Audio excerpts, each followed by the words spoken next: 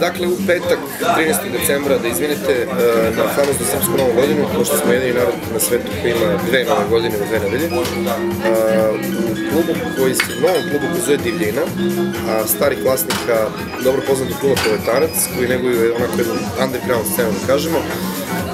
Dakle, u novom klubu Divljina, koji se nalazi ispod Zoološkog vrta u staroj hali Beko, gde će od sada pa nadalje u buduće nastupiti mnogi DJ-evi, mnogi živi bendovi i otvara se jedna nova, lepa underground scena, bez komercijalne muzike, bez navodnjaka, sve uživaoce dobrog zvuka, dođite i dolazite i nadalje, a u petak 13. nastupa i moj band koji se zove Arhivska zabava i obećavamo dobru zabavu iz arhiva.